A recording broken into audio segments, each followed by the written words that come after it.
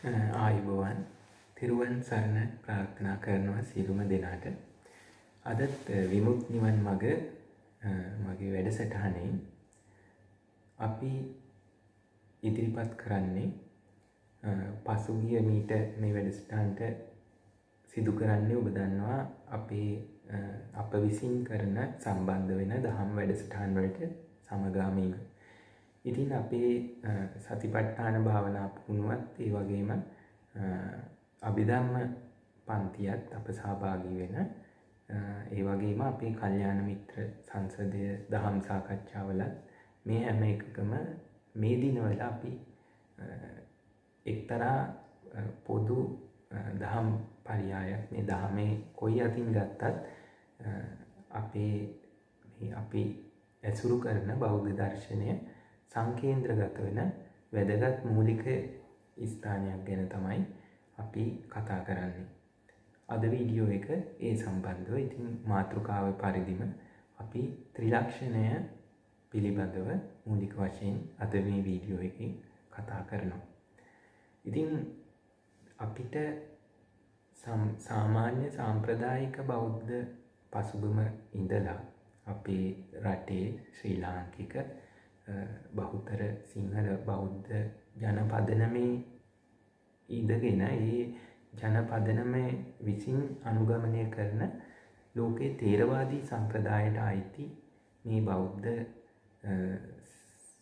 සම්ප්‍රදාය කල්චර් එක නැත්නම් සංස්කෘතිය තුළ අපිට පොදු සියලුම බෞද්ධයන් පොදුවේ කළ යුතු යම්කිසි සංස්කෘතික රාමුවක් තියෙනවා. ඒ තියෙන මූලික virtuals ටික කියන අනුගමනය කිරීම ටිකින් පමණක් අපිට බෞද්ධ දර්ශනයේ ගැඹුරට යන්න නොහැකි. මොකද ඒක තියෙන්නේ මූලික වශයෙන් ශ්‍රද්ධාව උපදවගෙන පරලොව සුගතිගාමී කර ගැනීම කියන උතුම් තැන. ඉතින් මෙතනින් තව ගැඹුරට ගිහිල්ලා මේ ආර්ය දර්ශනය දක්වා යන්න අවශ්‍ය නම් අනිවාර්යයෙන්ම අපි බෞද්ධ දර්ශනයේ ගැඹුර සොයන්න ඕනේ. ඉතින් බෞද්ධ දර්ශනයේ ගැඹුරට යන්න ත්‍රිපිටක බුද්ධ වචනය අධ්‍යයනය කරන්න ඕනේ. ඒ වගේම ඒ ත්‍රිපිටක බුද්ධ වචනය හරහා බෞද්ධ දර්ශනයේ තිබෙන ඒ සුතම ඥානය බෞද්ධේ තමන්ගේ දර්ශනයේ ගැඹුරට යන්න තමන්ට මේ මාර්ගයේ වඩන්න ලබාගත යුතු ඒ සුතමේ ඥානදර සම්භාරය ලබා ගන්න වූ කටයුතු කළ යුතුයි. ඉතින් ඒකට කල්යාණ මිත්‍රයන් සමග එකතු වෙලා ධර්ම සාකච්ඡා කිරීමත්, දන්න දහම් කරුණු බෙදා ගැනීමත්, ඒ වගේම අභිධර්මයේ වැනි ගැඹුරු දහම් පරයයන් අධ්‍යයනය කිරීම, ඒ වගේම මේ සියලු දහම ප්‍රායෝගිකව භාවිතයට ගන්න සතිපට්ඨානයේ භාවනා වැඩසටහනක් ආදී ඔස්සේ උත්සාහ කිරීම කියන මේ සියලු දේ අවශ්‍ය වෙනවා. ඉතින් මේ සියල්ල අපිට මේ සම්ප්‍රදාය උරුම කරපු පැරණි බෞද්ධයෝ මේ සම්ප්‍රදාය තුළ ඉඳගෙනත් නැවත ඒ බොහෝ විට අභිධර්ම මට්ටමට නැති වුණත් සමහරට සූත්‍ර පිටක මට්ටමින් ඒ දහම් කොටස් ගවේෂණයට යන්නත් අනිවාර්යෙන්ම ඒක යම් විදියකට ප්‍රායෝගිකව යොදා ගන්න යම් ආකාරයක සතර සතිපට්ඨානය භාවිතා කිරීම අතීතයේ හොඳින් පැවතුන බව අපිට පැහැදිලි වෙනවා. ඉතින් ඒ ගැන අපි දහම් සාකච්ඡාවේදීත් එක්වරක් මා සඳහන් කරා අපිට අපේ අතීත යුගවල පැරණි නටබුන් අතර කොච්චර මේ සතිපට්ඨානයට අදාළ සක්මන් මළු ආදිය හමු වෙනවද කියන කාරණේ ඉස්මතු කිරීමෙන්. ඉතින් අපේ පැරණියන් මේ විදිහට අපිට පේනවා තහම ප්‍රායෝගිකව මේ භාවනා මාර්ගය දක්වා ගිය බව.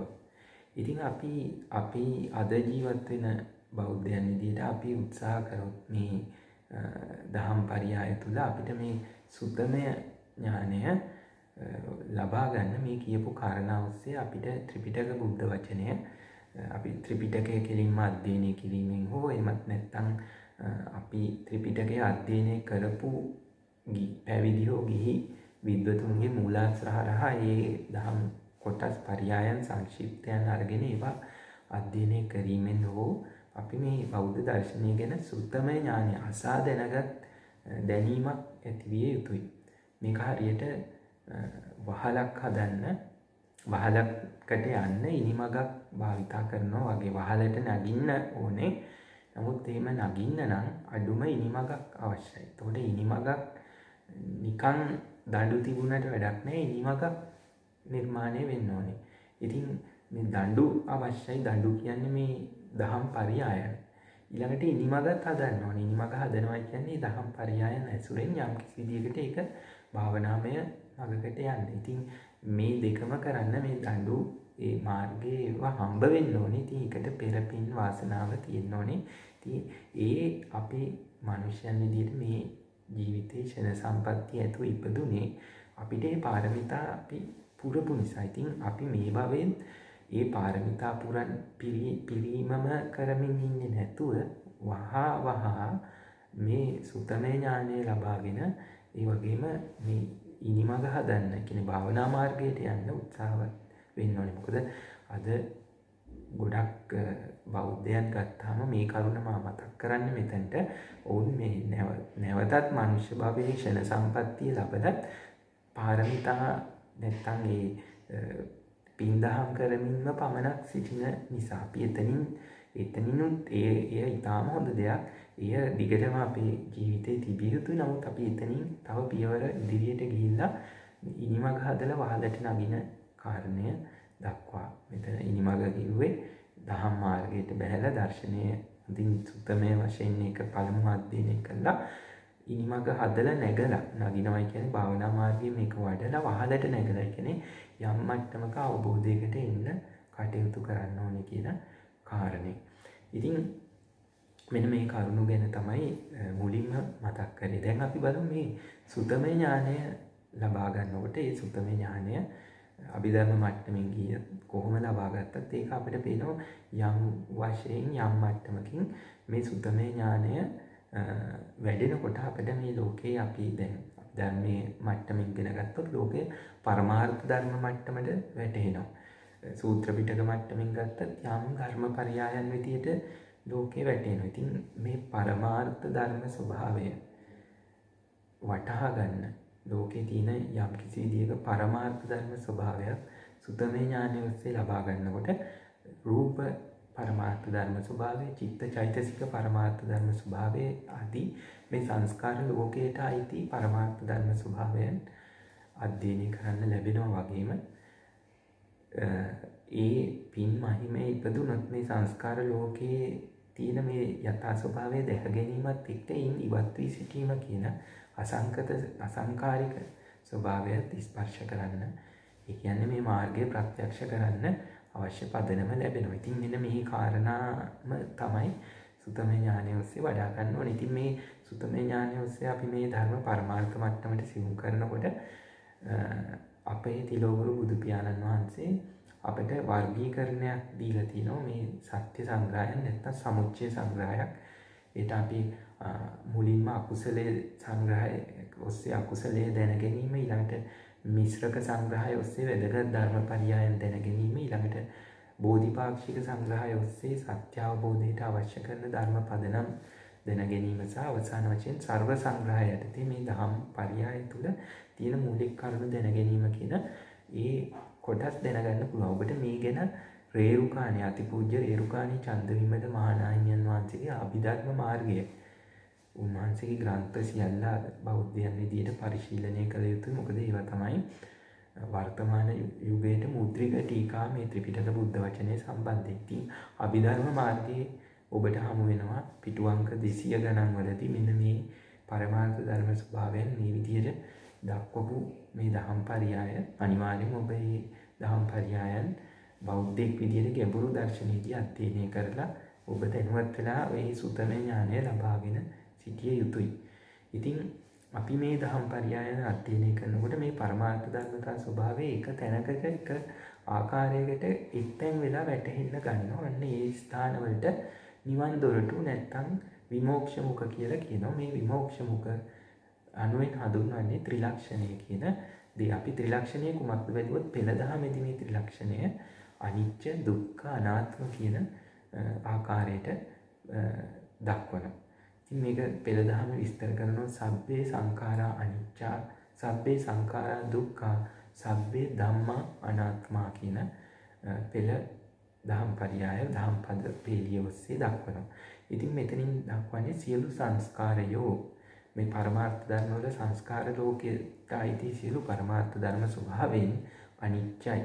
අනිත්‍ය ඒ සියලු පරමාර්ථ ධර්ම සියලු සංස්කාර ලෝකයේ මේ පරමාර්ථ ධර්ම වල ස්වභාවය දුක්ඛයි. ඒ වගේම සියලුම සංස්කාර අසංස්කාර සියලු ධර්මතාවල ස්වභාවය අනාත්මයි කියන කාරණය දක්වනවා. ඉතින් අපි බැලුවොත් අපේ මේ දැනුම එකතු වෙන මේ තැන් මේ ලක්ෂ්‍ය කේන්ද්‍රගත වෙන තැන් මධ්‍ය ලක්ෂයන් අනිත්‍ය දුක්ඛ අනාත්ම කියන ත්‍රිලක්ෂණය විදියට දක්වනවා. අපි දැන් මේ එක කතා කරමු පැහැදිලි කරගන්න මොකක්ද අනිත්‍ය දුක්ඛ අනාත්ම කියන්නේ. ඒකට අපි අභිධර්ම පිටකයේ සූත්‍ර පිටකයේ කොහොමද ඉදිරිපත් කරලා තියෙන්නේ කියන කාරණේ.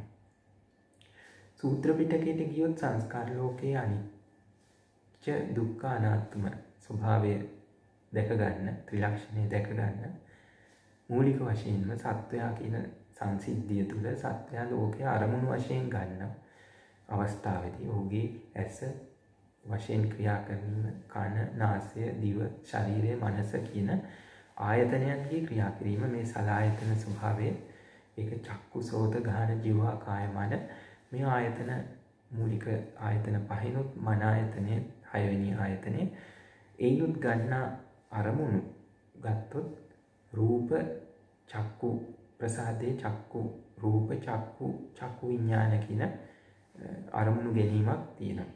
ශ්‍රෝත ශබ්ද ශ්‍රෝත විඥාන කියන අරමුණු ගැනීමක් තියෙනවා. ඉතින් මේ ආකාරයට ඔබ දන්නවා සූත්‍ර පිටක මට්ටමේ මේ සියලු ආයතන වලට ඒ ආයතන වලට ගෝචර වෙන ධර්මතා ඒ ආයතන විසින් ග්‍රහණය කර ගැනීම සහ ඒ ග්‍රහණය කරගද්දී මනසින් මානසිකාර කර ප්‍රඥාප්තිමය වශයෙන් විපල්ලාස කිරීමක් කියන සංසිද්ධියක් පෙන්වන බව ඔබ දන්නවා. ඉතින් අපි පළවෙනිම සංසිද්ධිය විදිහට ගත්තොත් රූප චක්කු විඥාන මේ සංසිද්ධියේදී සූත්‍ර පිටකයේ මට්ටමින් පෙන්වන්නේ රූපයේ චක්කු විඥානයේ බාහිර තියෙන යම්කිසි ධර්මතාවයක් එය ඇසේ චක්කු ප්‍රසාදය හා ගැටීමෙන් ඇතිවෙන ඒ ස්පර්ශය නිසා හටගන්න චක්කු විඥානයත් ඒ චක්කු විඥානයේ ඒකත් රූප අරමුණ විපල්ලාස කරලා විශ්ලේෂණය කරලා දෙන මනෝ විඥානයක් කියන මේ සංසිද්ධි තුන හරහා අපි යමක් දකිනවා කියන සංසිද්ධියක් තියෙනවා. ඒ විට ඒ දකින දේ බාහිර යම් ධර්මතාවයක් තියෙනවා. ඒ ධර්මතා ස්වභාවය ඇසට අරමුණු වෙනවා. අරමුණු කරගත් ධර්මතා ස්වභාවය මනසින් විශ්ලේෂණය කරලා යමක් ගොඩනගලා පෙන්වනවා. ඉතින් අපි ඒක අපේ අවිද්‍යාව නොදැනුවත්කම නිසා ඒක බාහිර ලෝකයට තියෙන දෙයක් විදිහට බාහිර ලෝකයේ ඒ දේ පතිත කරගෙන දකින ස්වභාවයක් තියෙනවා. එතකොට මේ දේට අපි තිබෙනවා කියන තැනකින් නිත්‍ය සුඛ නිත්‍යයි ඒක යහපත් නැත්නම් ඒක අපි ඒක කැලීමක් හෝ ගැටීමක් ඇති කරගන්න පුළුවන්. ඒ වගේම ඒ තියෙනවා ඒක Tamanට සාපේක්ෂව දකින මෙන්න මේ ස්වභාවයක් කියන මේක නිත්‍ය සුඛ සුභ ආත්ම කියන මට්ටමකින් දන්නේ අපි අවිද්‍යාව නිසා. එතකොට සාමාන්‍ය පෘථග්ජනයා දකින මේ සංසිද්ධිය ධර්මතාව විදිහට පෙන්නනවා. ඒ රූපය අනිත්‍යයි, ඇස අනිත්‍යයි, මනෝ විඥානය අනිත්‍යයි. එතකොට මේ එකට එකක් නොපවතින ස්ථිරව නොපවතිනව සිද්ධියක් කියලා විස්තර කරනවා. එතකොට අපි දැක්කේ සූත්‍ර පිටක මට්ටමින් මේ පැහැදිලි කරන්නේ මේ රූපය අනිත්‍යයි දුක්ඛයි අනාත්මයි. චක්කුව අනිත්‍යයි දුක්ඛයි අනාත්මයි. චක්කු මේ මනෝ විඥාන මට්ටමින් ගත්තාම ඒකත් අනිත්‍යයි දුක්ඛයි අනාත්මයි කියන ස්වභාවය තමයි ගම්ණය කරන්නේ මෙම සංසිද්ධිය හරහා. එතකොට මෙතනදී පෙන්වන්නේ ගත්ත රූපය තිබෙන ස්වභාවය පෙන්නනවා. අපිට හැඟී යනවා අපි දකින රූප අපි දැන් අවිද්‍යාව මට්ටමින් දකින ලෝකේ යම් විදියකට අපිට නුවණක් උපදිනවා මේ සංසිද්ධිය වෙන් කරලා පෙන්නනකොට ඒ නුවණ හරහා අපි තේරුම් ගන්නවා අපිට වැටහෙනවා මේ නුවණට. ඔව් අපි සියුම් මට්ටමින් මේ දැක්ක මේ සංසිද්ධිය විස්තර කරලා සියුම් විදියට දැක්කත් පුළුල් සම්පින්ඩනය කරලා ගත්තත් අපි දන්න රූපය අනිත්‍යයි. එළියේ අපි දකින්න තියෙන අපේ එළියේ රූපය අනිත්‍යයි. ඒ වගේම ඒක ඒ තිබෙන ස්වභාවයක වෙනස් වී යාම නිසා අපිට ඒකේ දුක ඇති වෙනවයි කියන තැනක් අපි දකිනවා. එතකොට මේක අපට අයිති නෑ කියන ස්වභාවයක් අපි දකිනවා. ඉතින් මෙන්න මේ විදිහට අපිට මූලික වශයෙන් ලෞකික මට්ටමින් යමක් වැටහෙන දේ තව ගැඹුරට මෙනෙහි කරාම ඒක ලෞකික මට්ටම ඉක්මවා වැටෙන්න පටන් ගන්නවා. එතකොට මෙන්න මෙතනදි තමයි සූත්‍ර පිටක මට්ටමින් අනිත්‍ය දුක්ඛ අනාත්ම කියලා පැහැදිලි කරේ. දැන් දන්නවා අනිත්‍ය කියන පාලි වචනය සිංහල ඌරුවනුව අනිත්‍ය කියලා දක්වනවා. එතකොට මේක තියෙන්නේ මේ අනිත්‍ය කියන ස්වභාවය තියෙන්නේ මෙන්න මේ මට්ටමේ අනිත්‍ය කියලා සූත්‍ර පිටක මට්ටමින් පෙන්නනවා. අනිත්‍ය යමක් අනිත්‍ය නම් යත නිත්‍යං තං දුක්ඛං කියලා තමයි පෙළ දහමේ දක්වන්නේ. යමක් අනිත්‍ය නම් ඒ දුකයි. ඇයි මේ අනිත්‍ය මේ රූපය මෙතනම ඇති වෙලා හටගෙන නිරුද්ධ වෙනවයි කියන ස්වභාවයක් තමයි සූත්‍ර පිටකේ දක්වන්නේ. අන්න ඒ නිසා රූපය අනිත්‍යයි නිසාය දුකයි කියන තැනකින් දක්වනවා. මේක තමයි දැකගත යුතු ආර්ය දුක. එතකොට ඒ ස්වභාවය මේ තුනටම මේ පොදු මේ ස්වභාවයේ සැබෑ ලක්ෂණය මේ එකකට එකක් අතරේ සම්බන්ධයක් ඇති වෙන්නේ මේ හේතු ප්‍රත්‍ය විදියට තියෙනවා. නමුත් මේ එකකට එකක් අතරේ දැනීමක් නැහැ. මේ රූපය ස්වාධීනව පැවතුණා. චක්කු විඥානය ස්වාධීනව පැවතුණා. මනෝ විඥානය ස්වාධීනව පැවතුණා. මේ එකකට එකක් අතරේ ගැටීමෙන් සම්බන්ධයක් තිබ්බට ඒවා එක එකක් හේතු ප්‍රත්‍ය නිසා ඒ මට්ටමින් හටගෙන නිරුද්ධ වුණා. මේවා අතර සම්බන්ධය ඇති කරලා දැක්කේ අවිද්‍යාව නිසා. ඒ නිසා තමයි මේ දැක්කේ අපි තමන්ගේ ස්වභාවයකින් මේක දැක්කේ එකයි. ඒ ආත්මීය ස්වභාවයකින් දැක්කේ. නමුත් යථාර්ථයක් වශයෙන් මෙතන එහෙම ස්වභාවයක් නැහැ. තමන්ගේ කියලා දෙයක් නැහැ. මෙතන අනාත්ම කියන ස්වභාවය තියෙනවා. ඉතින් මේ කියපු කරුණු ටික ඔබට සම්පින්ඩනය කරොත් සූත්‍ර පිටක මට්ටමේදී අනිත්‍ය දුක්ඛ අනාත්ම කියන ලක්ෂණය දක්වපු හැටි පේනවා. දැන් අපි අභිධර්ම පිටක මට්ටමටකින් බැලුවොත් අනිත්‍ය දුක්ඛ අනාත්ම කියන කාරණය අභිධර්ම පිටක මට්ටමෙනුත් පැහැදිලි කරලා තියෙනවා.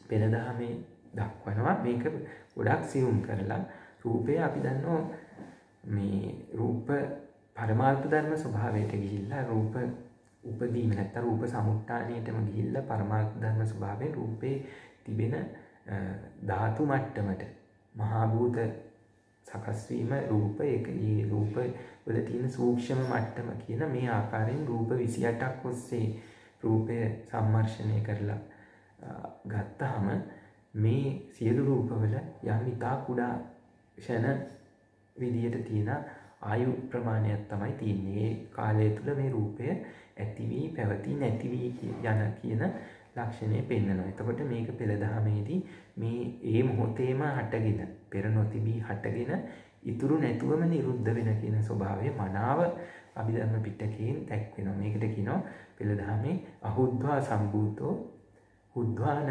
භවිස්සති කියලා දක්වනවා පාලියෙන්. ඉතින් මෙන්න මේ කාරණේ අපිට හොඳටම ප්‍රකටවම අභිධර්ම පිටකයෙන් දැක ගන්න පුළුවන්. ඉතින් මෙන්න මේ විදිහට මේක දැක ගන්න නිසා පෙළ දහම තුල මේ කියන දර්ශනයෙන් මේක දැක ගන්නකොට එතෙන්දී ඊටමත් වඩා හොඳින් මේ රූපේ හටගෙන නැතිවීම. ඒ රූපේ අරමුණු කරන මේ ඇසේ ඒ ප්‍රසාදයේ හටගෙන නැතිවීම, ප්‍රසාදයේ පහළ වෙන චක්කු විඥානයේ හටගෙන නැතිවීම සහ මනෝ විඥාන මට්ටමට ගිහිල්ලා හටගෙන මේ නාම රූප ධර්ම වල දැන් රූප විතරක් නෙවෙයි නාම ධර්ම පවා කියන්නේ රූප නොවන අරූපීය ඒවා අරමුණු කරන යම් ශක්තිමය විදියට පවතින මේ අරමුණු කිරීම නාම ධර්ම චිත්තජයසික මට්ටම පවා මේ අනිත්‍ය ලක්ෂණයෙන් යුක්ත බව ඒ පෙර නොතිබී හටගෙන ඉතුරු නැතුව නිරුද්ධ වෙන කියන ස්වභාවය ඇති බව පෙන්වනවා. ඉතින් මෙතනදී යමක් අනිත්‍ය මේ තියෙන්නේ ඒ හටගත්තේ නැති වෙන ස්වභාවය අනිත්‍ය ස්වභාවය අනිත්‍ය කියන පාලියෙන් අනිත්‍ය කියනකොට සිංහලෙන් අනිත්‍ය කියන දක්වන ඒ ආර්ය අනිත්‍ය ලක්ෂණය. එතකොට මේ ස්වභාවය නිසා මේ ඇති වෙන්නේ මේ තියෙන මේ විපරිණාම ස්වභාවය නිසා හටගෙන නිරුද්ධ වෙන ස්වභාවය නිසා මේ නොපවතින බව නිසා ඒ තියෙන්නේ ඒකට ඇලීම් ගැටීම් කිරීමේ ප්‍රයෝජනයක් නැති බව. එනම් මේ සංස්කාර ධර්ම නොපවතින බව, ඒක දුක්සහගත බව කියන කාරණය. ඒ දුක පෙන්නනවා මෙතනින් සියුම් කළා, ඒක ආර්ය දුක්ඛය. එතකොට යමක් අනිත්‍ය නම් ඒක දුකයි. එතකොට මේ සංසිද්ධිය අතර කිසිම විදියක තමන්ගේ කියලා ගන්න පුළුවන් බවක් නොමැති බව, අනාත්ම ස්වභාවය. අවිද්‍යාව නිසා තමයි ආත්ම විදියට ගන්නෙ. අර කියපු විදියට රූප නිට්ටයයි, පැවතීමක් ඇතුව ආත්මීය විදියට ගන්නෙ. නමුත් යථාර්ථවාදීව මේක අනිත්‍ය, දුක්ඛ, අනාත්ම කියන විදියට අභිධර්ම මට්ටමෙනුත් වැටෙනවා.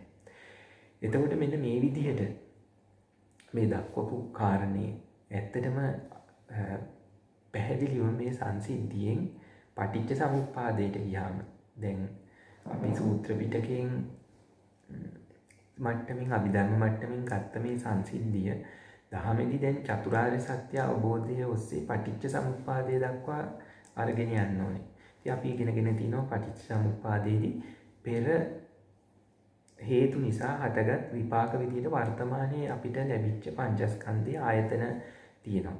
මේ ආයතන වලින් අපි අරමුණු ගන්නකොට ඒ අරමුණු වලට අපි අවිද්‍යාව නිසා තණ්හා කිරීමෙන් නැත්නම් ඇලීමක් හෝ ගැටීමක් ඇති කර ගැනීමෙන් තණ්හාව පදනම් කරගෙන මේක අපිට විපල්ලාස කරලා ඒ ඇති කරගන්නා මනෝ කර්ම නිසා, චේති කරන ශක්තිය නිසා අපිට නැවත විපාක දෙන ප්‍රවෘත්ති හෝ උප්පත්ති විදියට විපාක දෙන්න සුදුසු කර්ම බව නිර්මාණය කිරීමක් වෙනවා.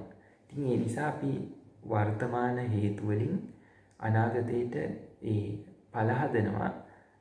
වර්තමාන විපාක වලට වර්තමාන හේතු ඇති කරලා අනාගතයට ඵල හදනවා. ඉතින් මෙන්න මේ සංදිය, මේ විපාක හේතු සංදියක් තියෙනවා පටිච්ච සමුප්පාදේ. ඊටාම වැදගත්.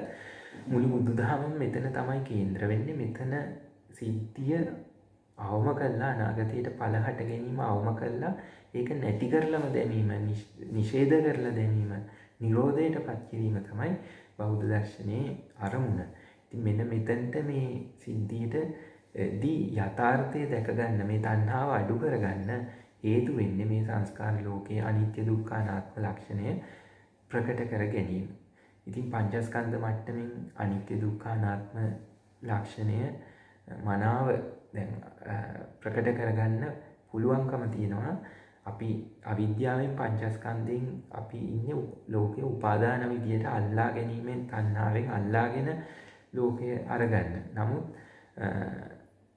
යථාර්ථය දැකලා ත්‍රිලක්ෂණය ඔස්සේ අපි මේ කාරණේ කරනකොට, මේ බෞද්ධ දර්ශනය පිළිපදිනකොට ත්‍රිලක්ෂණය අනුව අපිට සංස්කාර ලෝකයේ අර විදියට උපාදානයේ අවම මට්ටමකින් කරගෙන අපි ඉන්න තත්ත්වය අනුව අවම උපාදානයකින් කරගෙන ලෝකයේ අපිට අනිත්‍ය, දුක්ඛ, අනාත්ම වශයෙන් දැක ගන්න අපිට හැකියාව ලැබෙනවා. ඉතින් මේක මදුපිණ්ඩික සූත්‍රයේ මට මතක හැටියට මජ්ක්‍ධිම නිකායේ තියෙන මදුපිණ්ඩික සූත්‍රයෙන් පංචස්කන්ධය අපි රූප පෙන පිඩුවකට සමාන කරලා දක්වනවා.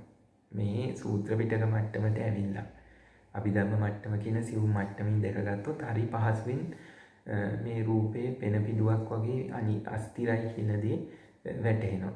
එතකොට වේදනාව දිය බුබුලකට සමාන කරනවා.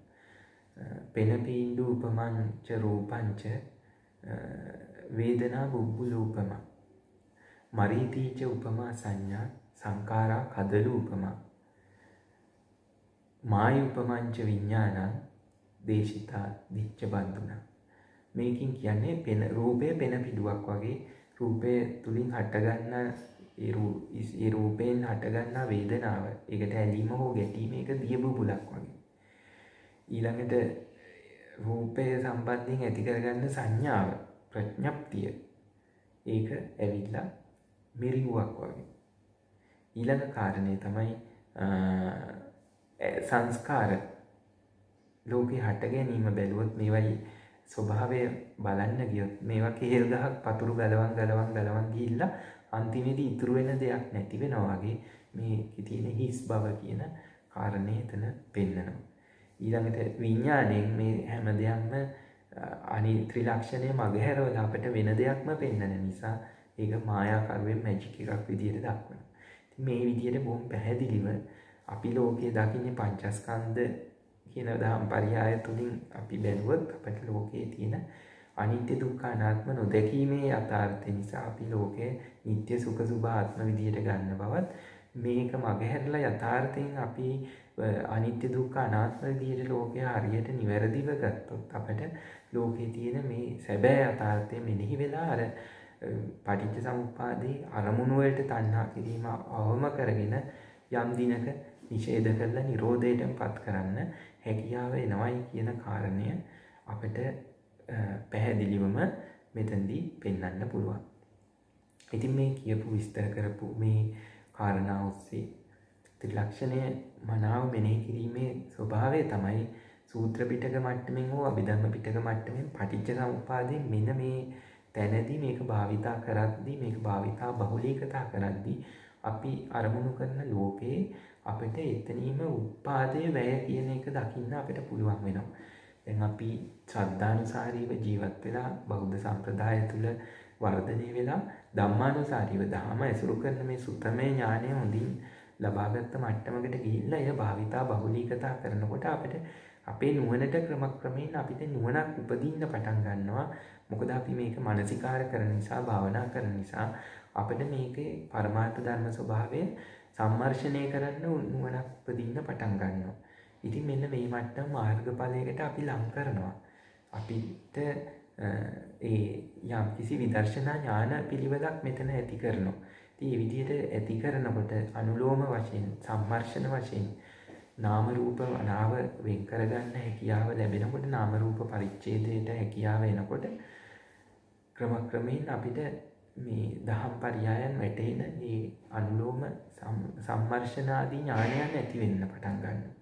එතකොට මෙතනදී තියෙන ලෝකේ උත්පාදයේ වැය කියන දේ දකින්න. මේ උත්පාදයේ වැය දැකීම කියන කාරණේ හරිම වැදගත්. ඒක තමයි ඥාන දර්ශනයේ ආරම්භයේ ලෝකේ උත්පාද වැය කියන දේ දකින්න. ඉපදීම හටගෙන නිරුද්ධ වීම දකින්න අපිට පුළුවන් වෙනවා.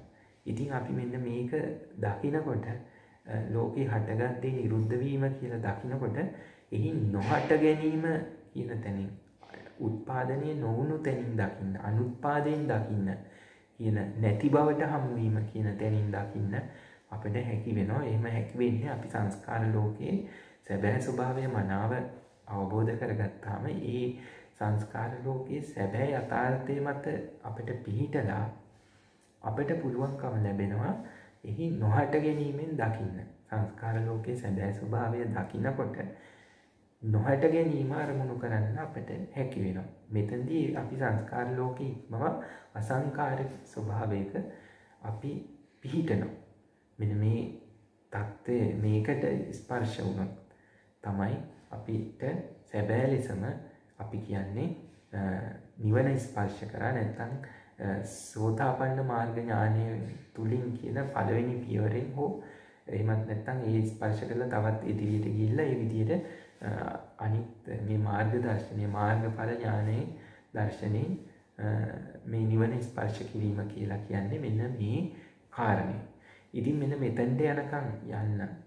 එතෙන්ට අසංස්කාරික ලෝක ස්වභාවය ස්පර්ශ නොකලත් සංස්කාර ලෝකයේ යථාර්ථය හෝ දැන ගැනීම කියන ඒ සම්මා විදර්ශනා ඥාන උපදවා ගැනීම කියන චුල්ලසෝතාපන්න මට්ටම හෝ ලබා ගන්න අපිට අවශ්‍ය වෙන්නේ පුළුවන් වෙන්නේ මෙන්න මේ ත්‍රිලක්ෂණය කියන දහම් පරයය. ඉතින් මේක තමයි නිවන් දොරටු කියලා මෙන්න මේ නිසා දක්වන්නේ.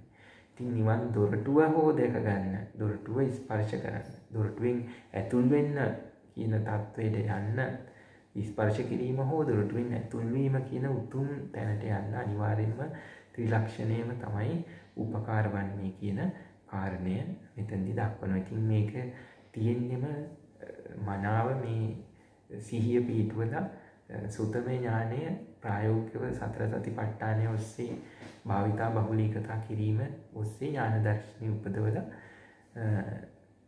මේ විදර්ශනා ඥාන දර්ශනය උපදවලා එහි කෙලවර ධම්මස්ථಿತಿ වශයෙන් මේ ඥාන දර්ශනය උපදවලා මාර්ග ඵල ප්‍රත්‍යක්ෂයට යන්න හැකියාව තියෙනවා. ඉතින් මෙන්න මේ කාරණා ගැන කතා කරන්න තමයි මම ත්‍රිලක්ෂණය ගැන අද විශේෂයෙන් කතා කරේ. ඉතින් අපිට නිර්වාණ විනිශ්චය කියන පොතත් අතිපූජ්‍ය රේරුකාණේ චන්ද්‍රවිමල මාහිමියන් වහන්සේගේ මේ අවස්ථාවේදී මතක් කරනවා. මේ නිර්වාණ විනිශ්චය කියන පොතේ නිවන ස්පර්ශ කිරීම ගැන ඉතාම වැදගත් කරුණු කාරණා ඇතුළත් කරලා තියෙනවා. ඉතින් ලෝකය අනුත්පන්න තැනකින් දකින්නයි කියන එක ගැන මේ වීඩියෝ එක අවසන් කරන්න ඉස්සෙල්ලා මම තව ටිකක් කතා කරන්න කැමතියි. මේක අපි උදාහරණ කීපයකින්ම අපිට ගන්න පුළුවන්. දැන් අපිට යමක් තියෙනවා කියන තැනින් තමයි අපි ලෝකය දකින්නේ. ඒ අපේ අවිද්‍යාව නිසා. නමුත් ත්‍රිලක්ෂණයේ භාවිතා බහුලීකතා කිරීමෙන් අපිට විදර්ශනා ඥාන මට්ටමින් ඒ දෙහි ඇතිවීම හා හට ගැනීම නිරුද්ධ වීම එතනම දකින්න පුළුවන්කම ලැබෙනවා. ඒ දැකීමත් එක්ක එහි හට නොගැනීම කියන තැනකින් දකින්න අපිට පුළුවන් වෙනවා. අන්න ඒ තැනින් ලෝකය දකිනකොට අපි ඉදිරියේ තියෙන පුද්ගලයා උදේ අපිට නොහටගත් මට්ටමින් දකින්න හැකියාව ලැබෙනවා. ඒ කියන්නේ අපි තිබෙන දේ ලෝකයේ තිබෙන දේ තියෙනවා හෝ නැහැ කියන දෙකම ලෝකයේ තිබෙනවා. අපි මේ දෙකම නැතුව එහි නොහට ගැනීමෙන් දකිනවා. ඒ කියන්නේ ලෝකයේ නිරුද්ධ කර දකිනවා. ඒතකොට ලෝකයෙන් නිරුද්ධ වෙනකොට වෙනම ඒ කියන්නේ ලෝකේ නොපවතින තැනක අපි පිහිටලා. අන්න ඒක තමයි නිර්වාණ භූමිය නැත්තම් සංස්කාර ලෝකයෙන් මිදුණු අසංකාරික ස්වභාවය. ඉතින් ඒ අසංකාරික ස්වභාවය උදාහරණයකට ගත්තොත් හරියට අපි යනවා චිත්‍රපටියක් බලන්න. අපි ෆිල්ම් හෝල් එකේ වාඩි වෙලා ඉන්නවා. අපි දන්නේ මේ ෆිල්ම් හෝල් එකේ තිරේ තියෙන චිත්‍රපටිය මේක රීල් එක රන් වෙනකොට ප්‍රොජෙක්ෂන් එකෙන් පෙන්වන මේ චිත්‍රපටිය තමයි ඇත්ත කියලා අපි දකින්නේ. අපි දන්නේ අපි ඉන්නේ මේ ෆිල්ම් හෝල් එක කියලා.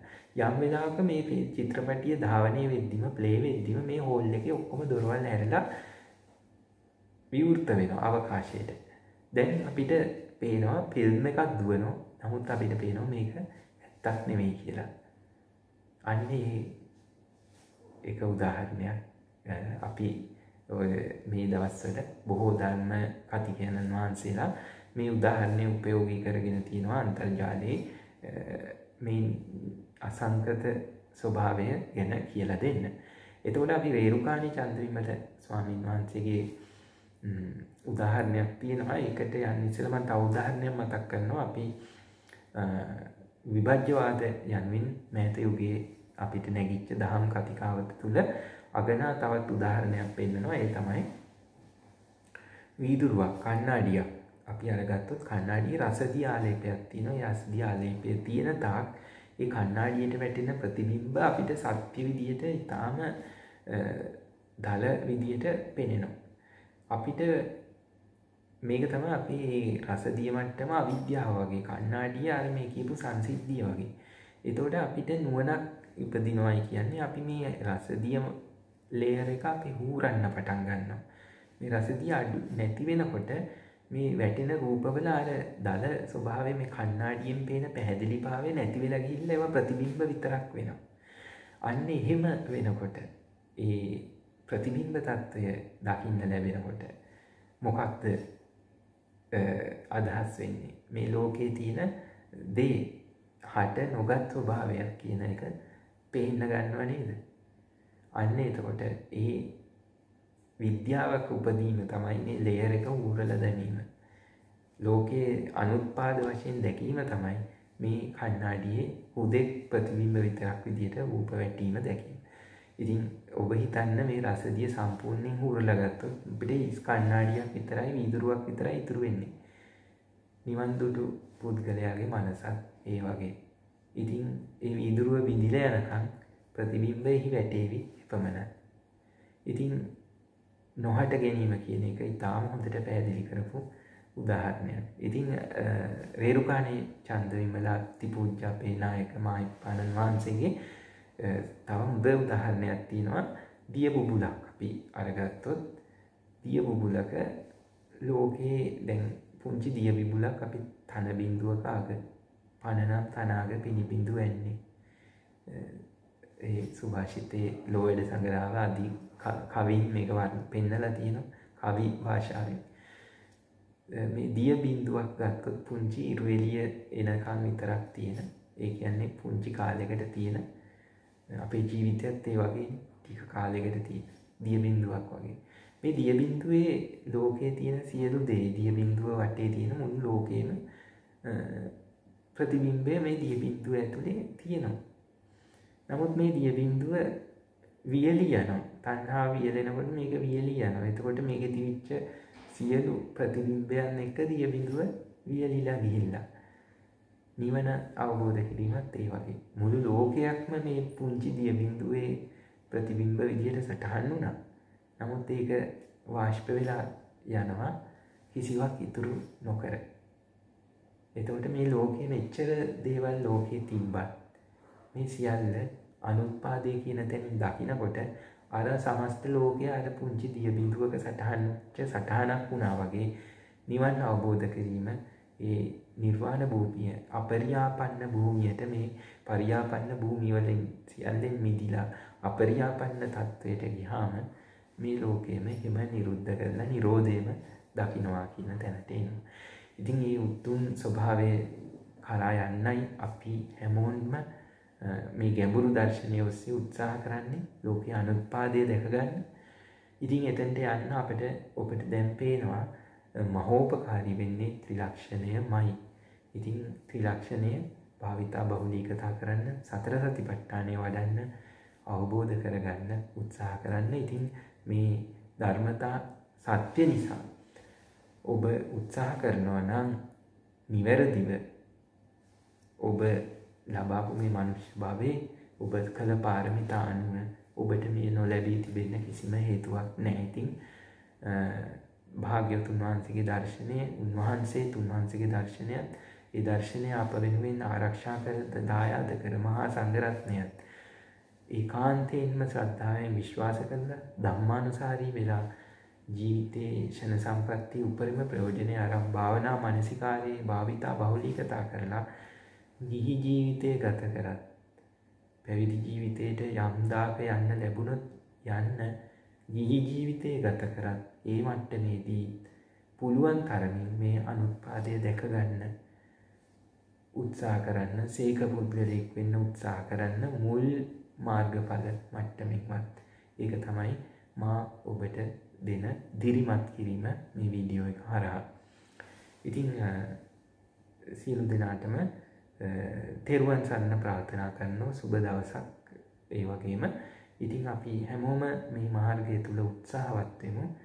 ලෝකයේ මේ අයුරින් දැක ගන්න. සියලු දෙනාටම තෙරුවන් සරණ.